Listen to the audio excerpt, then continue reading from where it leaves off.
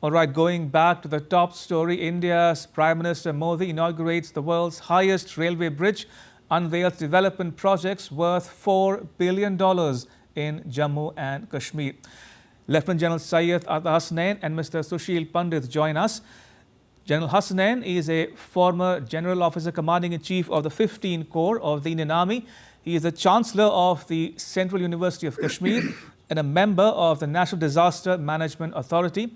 And Mr. Pandit is a Kashmiri Pandit scholar and activist. Gentlemen, welcome to News Hour. General Hasnain, if I can start with you, it's been more than 4 years since India abrogated Article 370. A spate of development works undertaken in J&K in these 4 years is there for all to see.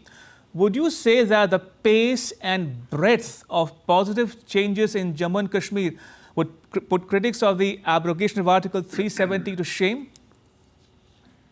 Well, to a great extent, yes. And 4 years down the line now, there's no doubt about it that a tremendous effort has taken place. The administration has taken it upon itself to deliver.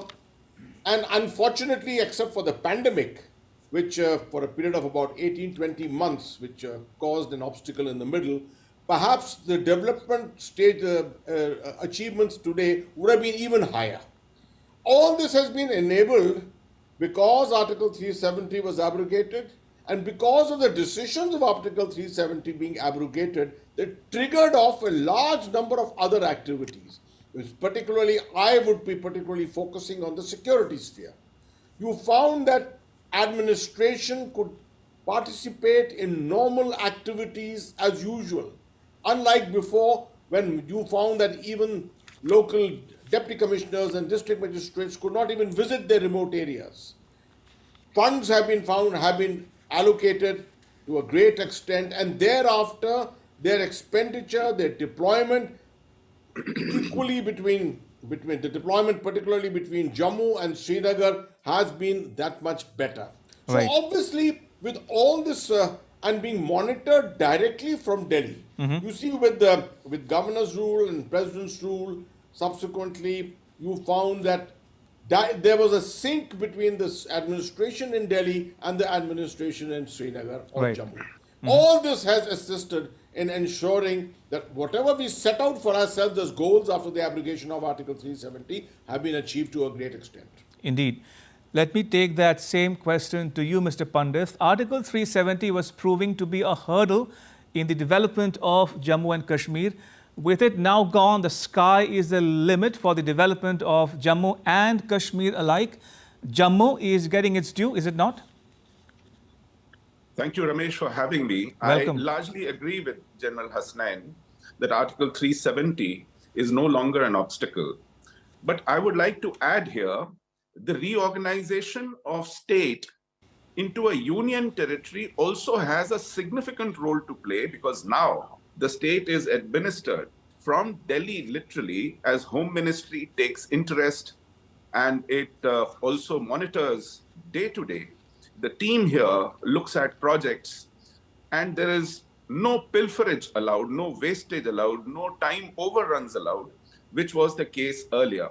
So under 370, the way autonomy was abused and funds squandered, today without 370 and union territory status together are bringing in the much needed development. And I must here add, Ramesh. Sure. I remember on 8th of June 2013, when BJP National Executive met in Goa and assigned the role of Chief Campaign Manager for Lok Sabha polls of 2014 to Mr. Narendra Modi, the first thing he does was to land at Madhopur checkpost at the bridge on Ravi, where there is a monument to Dr. Shama Prasad Mukherjee. I was there and I heard him speak. And there he very earnestly said, can we at least start a debate if Article 370 has contributed anything positive? Can we at least hold this to account? Can we audit what has Article 370 robbed us of and given us in the last so many decades? He turned the argument of sovereignty and a political, emotive issue of BJP into an argument of development. And he has consistently turned this into a development calling card for himself. His Vikas quest, infrastructure, IIMs, IITs, AIMS, Kendriya Vidyalayas, railway stations, airports, tunnels, highways. He has taken this argument to a lot of change on ground, and it seems to give him a huge edge. And I think Indeed. People are willing to buy this argument, which is essentially for the forthcoming polls, now barely a couple of months away. Right. General Hasnain, you have served in Jammu and Kashmir. What is the change you see on the ground today as we speak? May I ask you to paint a picture for the benefit of the viewers of Jammu and Kashmir then and now? Well, let me start with Srinagar. You land in Srinagar today, for a surprise, 43 flights are landing in Srinagar during the peak tourist season. Right. This is something which I never even imagined would ever happen. Take a drive towards any of the touristy areas, so to say, or even if you go towards Amarnath Yatra areas of Baltal, etc., you will find huge swaths of development which has taken place in terms of commercial establishment, businesses, car workshops and car showrooms, etc. All those indicators which somehow always show that a region, a society is on the march. That's exactly what has happened. Secondly, since I've been on the ground myself as a military man earlier, I've been in touch with many people on the local administration down below in the various district headquarters.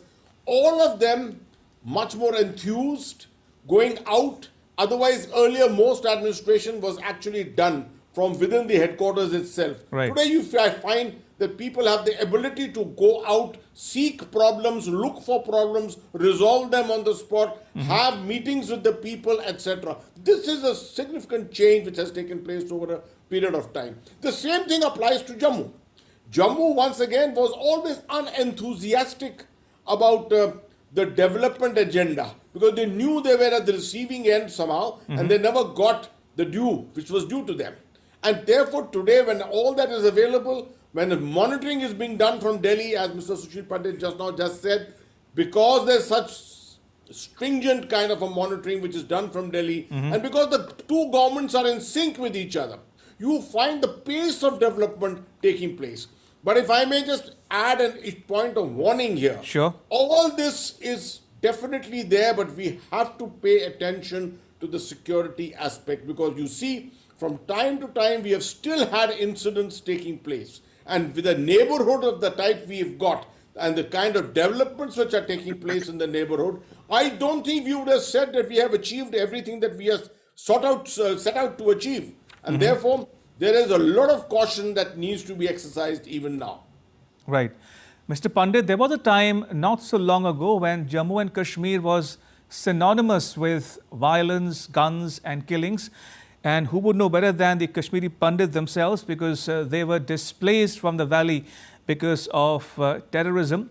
But the discourse has changed drastically since then. Development is the new currency in the region, is it not?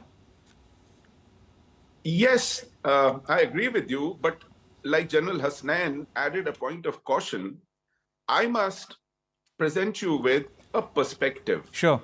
When the sponsors of terror and jihad in Kashmir, which is our friendly neighbor Pakistan, are completely bankrupt and in a bit of a turmoil of their own, when the usual suspects in Jammu and Kashmir are out of job and cannot meddle with it, and also not offer patronage to these ground forces, these overground workers, to stone pelters, what do you expect jihad to do?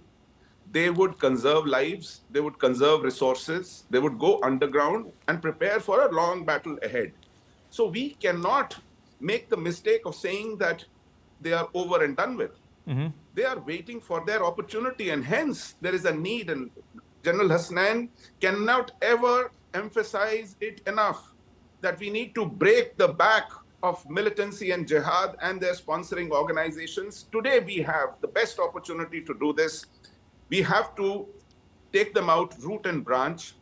We cannot sit on our laurels because no amount of economic development can be a substitute for security. Indeed. I would have loved to continue this conversation, but I'm afraid I'm completely out of time. I have to leave it at that. May I thank both my guests, General Hasnain and Mr. Pandit, for joining us and sharing your thoughts and insights with our viewers at home and abroad. Thank you for your time.